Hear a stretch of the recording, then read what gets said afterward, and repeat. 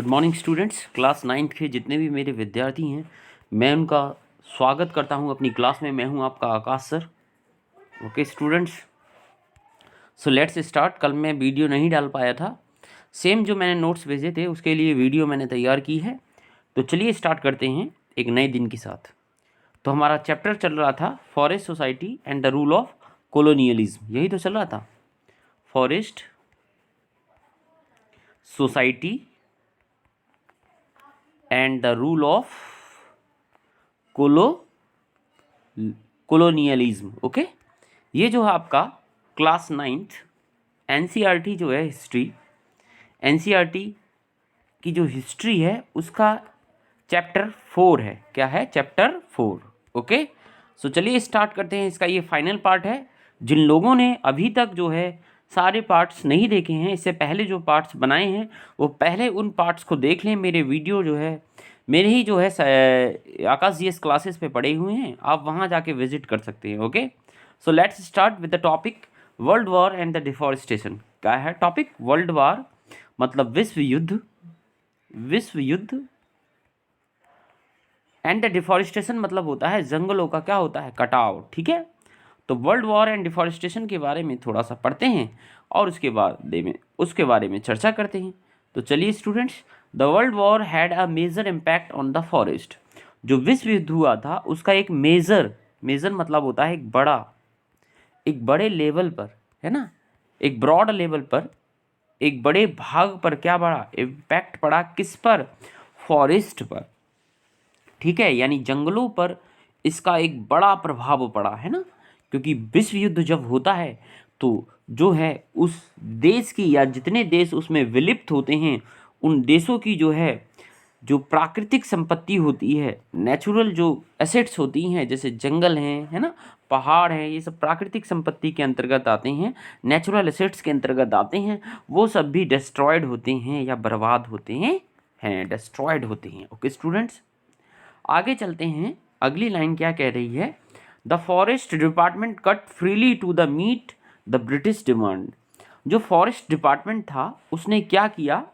Freely मतलब एकदम मुक्त होके, मुक्त मतलब एकदम फ्री होके जो है क्या किया? जंगलों की कटाई की, है ना, फॉरेस्ट की कटाई की, फॉरेस्ट को काटा।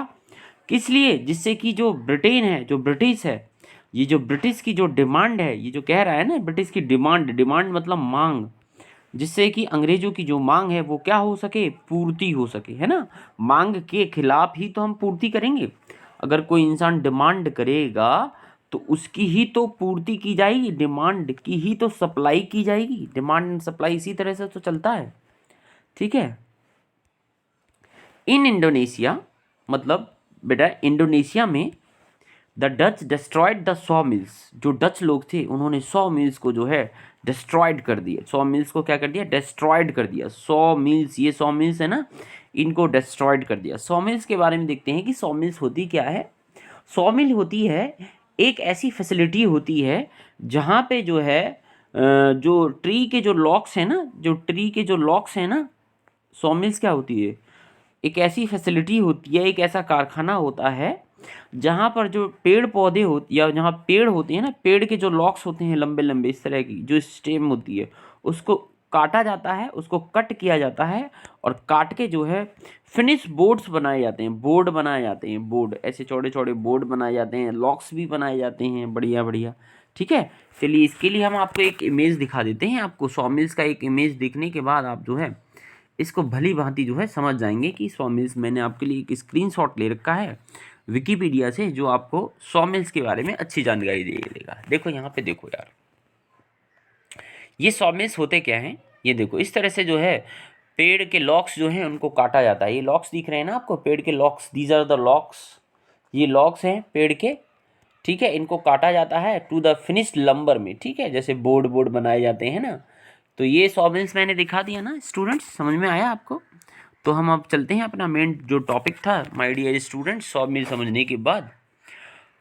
इन इंडोनेशिया द डच डिपार्टमेंट जो था destroyed the saw mills and burn huge piles for of teak logs. ठीक है, और बाकी जो बचे, जो बड़े बड़े पाइल्स जो बचे थे उनको क्या किया? जला दिया। ठीक है, आगे चलते हैं students. The Japanese after occupying Indonesia, Indonesia को पर अधिकार करने के बाद किन लोगों ने, जापानीज लोगों ने क्या किया, एक्सप्लॉइटेड द फॉरेस्ट रेकलेसली, जो फॉरेस्ट थी, जो जंगल था, है ना, उसकी बिना कोई परवाह किए, है ना, उसको कहते हैं बेपरवाह या दुस्साहस करना, बिना किसी परवाह के जो है फॉरेस्ट को जो है क्या कर दिया, एक्सप्लॉइट कर दिया, बर्बाद कर दिया, फॉर देयर वॉर नीड्स, जिससे कि उनकी जो है युद्ध की आवश्यकताओं की जो है पूर्ति हो सके, ठीक है, फॉर देयर वॉर नीड्स।